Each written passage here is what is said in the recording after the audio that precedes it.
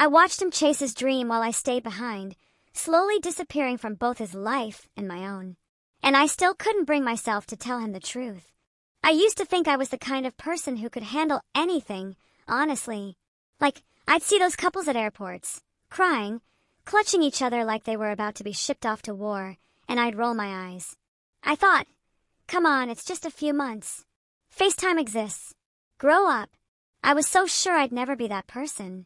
But now, I'm the one who can't even look at my phone without feeling a weird ache in my chest, like I swallowed a stone and it's just sitting there, heavy and cold. I met Jamie at a friend's birthday party, which is already kind of a joke because I almost didn't go. I was tired, I had work the next morning, and I'd convinced myself I'd rather stay home and watch reruns of The Office. But I went, and there he was, standing by the kitchen counter, eating cake with his hands, laughing at something nobody else seemed to find funny. He had this way of looking at you, like he was actually listening, not just waiting for his turn to talk. I don't know. I felt seen, which is rare for me. We started dating, and it was easy. Like stupidly easy. We'd spend whole weekends together, barely leaving the apartment except to get coffee or walk around the block. I'd never been in a relationship that didn't feel like work, but with him, it was just light. I remember thinking, this is what it's supposed to feel like. I let myself believe it would last. Then he got the job offer. Out of nowhere, really. Some tech company in Seattle, way better pay, actual benefits. A chance to do something he cared about. I told him to take it. I said, we'll figure it out. It's just a plane ride. I meant it too. I wanted him to be happy. I didn't want to be the reason he stayed stuck. The first month was almost fun, in a weird way. We'd send each other stupid memes, have long video calls where we'd both fall asleep with our laptops open. I'd wake up to his face frozen mid-sentence, and it would make me laugh. We made lists of all the places we'd go when he came back. I started counting down the days. But then the days started stretching out. He got busy with work, I got busy with. I don't even know what. Just life, I guess. My friends would invite me out, and I'd say no because I wanted to be home in case he called. Sometimes he'd have to cancel last minute, and I'd pretend it didn't bother me. I started to feel like I was living in a waiting room, just killing time until I could see him again. I don't think I realized how lonely I was until my birthday. He sent flowers, which was sweet, but I spent the whole day pretending I was fine. My friends took me out for drinks and I smiled and laughed and made all the right noises, but the whole time I kept checking my phone, hoping he'd call. He did, eventually, but it was late and he was tired and the call dropped twice. I ended up crying in the bathroom at the bar, which is not something I do. I'm not a crier, or at least I wasn't. After that, things just shifted. I started to resent the distance, and maybe even him a little. I hated that I was always the one making time, always the one waiting. I'd get annoyed over stupid things, like if he didn't text back fast enough, or if he forgot to ask about my day. I knew it wasn't fair, but I couldn't help it. I felt like I was putting my life on hold for someone who was living his. We try to keep things normal. We'd watch movies together over Zoom, order the same takeout, and pretend we were sharing it. Sometimes it worked, and I'd feel close to him again, like nothing had changed. But most of the time, it just made the distance feel bigger. Like, here we are, eating cold noodles in separate apartments, pretending this is enough. I started having trouble sleeping. I'd lie awake, staring at the ceiling, replaying old conversations in my head. I'd think about all the things I wanted to tell him, but didn't, because I didn't want to seem needy or desperate. I started to wonder if I was just making things harder for both of us by holding on. I haven't told him any of this. I keep thinking, if I just try harder, if I just wait a little longer, things will get better. But I don't know. Some days, it feels like I'm losing him one missed call at a time. There's this weird thing that happens when you're in a long-distance relationship. At least, it happened to me. You start measuring your life in time zones and flight prices. I know exactly how many miles it is from my apartment to his, how long it takes for a text to go through when he's on the bus after work, the best time to call, so he's not half asleep. My calendar is just a mess of countdowns and reminders. Jamie's visit, 12 days. Buy plane ticket next Friday. Don't forget to send care package. It's like my whole world shrank down to this one thread connecting us, and everything else just faded out. I used to have hobbies. I used to go to yoga, meet friends for brunch, read actual books. Now I just scroll through our old messages, looking for proof that we're still us. Sometimes I'll reread the first text he ever sent me, just to remember what it felt like when everything was new and easy. I know that sounds pathetic. I don't even care anymore. The last time he visited, I tried to act normal.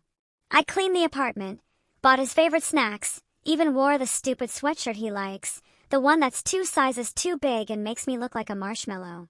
I wanted it to feel like before, like we could just pick up where we left off. But it was awkward at first. We kept bumping into each other, saying sorry, and laughing too loud, like strangers on a first date. I caught him looking at me in this searching way, like he was trying to memorize my face. It made me want to cry and scream at the same time. We had sex, and it was good, but afterwards I felt this weird emptiness, like I was already missing him and he hadn't even left yet. I didn't say anything. I just curled up next to him and tried to memorize the way his chest rose and fell, the way he smelled, the sound of his breathing. I wanted to bottle it up and save it for later, for all the nights when I'd be alone again. The morning he left, I drove him to the airport. We didn't talk much. He kept squeezing my hand, and I kept pretending I wasn't about to fall apart. When he hugged me goodbye, I almost told him I couldn't do it anymore. The words were right there, burning my tongue. But I swallowed them, like I always do. I watched him walk away, and I just stood there in the parking lot, shivering, even though it wasn't cold. After that, things got worse. He started working longer hours, and our calls got shorter. Sometimes he'd text me goodnight at 2 a.m. his time, and I wake up to it and just stare at the screen, wondering if he was really thinking of me or just going through the motions. I started to feel like a ghost in his life, someone he used to know, someone he remembered out of habit. I tried to talk to my friends about it, but they didn't really get it. They'd say things like, "At least you have someone," or, "It'll be worth it when you're together again." I wanted to scream. I wanted to tell them that sometimes having someone far away feels lonelier than being alone. But I just nodded and changed the subject. One night, I got drunk and called him. I don't even remember what I said, just that I was crying and he was quiet, and afterwards I felt stupid and exposed. The next day, he sent me a long message about how hard this was for him too, how much he missed me, how he was trying his best. I believed him. I did. But it didn't make me feel better. If anything, it made me feel worse, because now I was hurting him too. I started to wonder if maybe we were just dragging things out. Like, maybe we were both too scared to let go, so we kept pretending it was working. I'd catch myself daydreaming about meeting someone new, someone who lived in the same city, someone I could actually touch. And then I'd feel guilty, like I was cheating on him just by thinking it. I haven't told him any of this either. I keep waiting for some sign, some moment of clarity where I'll just know what to do. But all I feel is tired. Tired of waiting. Tired of pretending. Tired of missing someone who feels further away every day.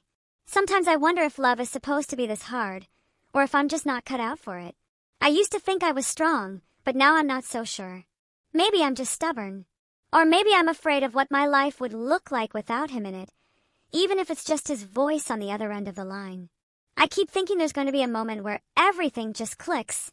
Like, I'll wake up and suddenly know what I want, or at least what I can live with. But it's not like that. It's more like this slow, grinding erosion. Every day, a little bit more of the hope I started with just wears away. I don't even notice it happening until I catch myself staring at couples on the street, feeling this weird mix of envy and resentment, like I'm being punished for wanting something simple. Last week, Jamie called me out of the blue on a Tuesday. I was in the middle of folding laundry, and I almost didn't answer because I was in one of those moods where everything felt pointless.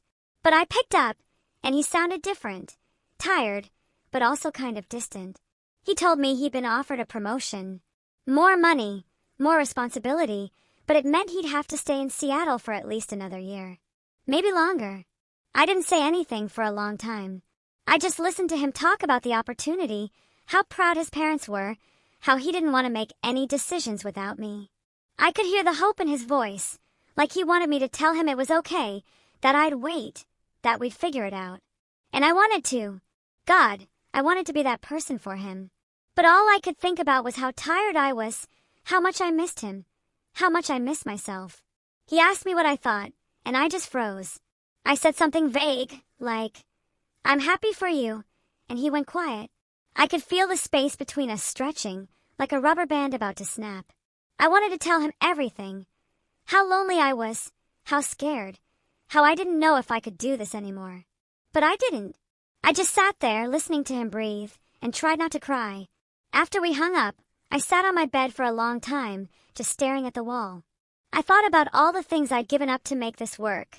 Nights out with friends, new experiences, even just the feeling of being present in my own life. I thought about how much I loved him and how much it hurt to love someone you can't touch. I thought about the version of myself that used to believe love could survive anything, and I felt this weird, aching grief for her. The next day, I called in sick to work. I spent the whole day walking around the city, just trying to feel something other than empty. I watched people laughing in cafes, holding hands, arguing over nothing. I felt invisible, like I was watching life happen through a window. I kept thinking, is this what I want? Is this enough? And I didn't have an answer. That night, I wrote Jamie a long message.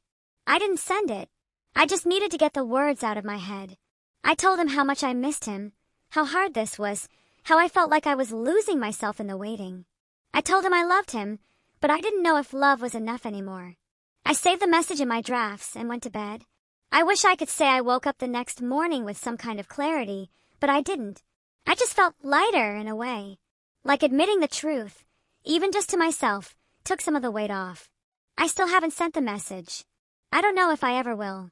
Maybe I'm just waiting for the right moment, or maybe I'm hoping things will magically get better on their own.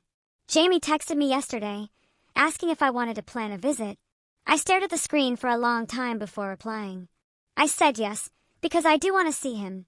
I want to hold him and pretend, just for a little while, that the distance doesn't matter.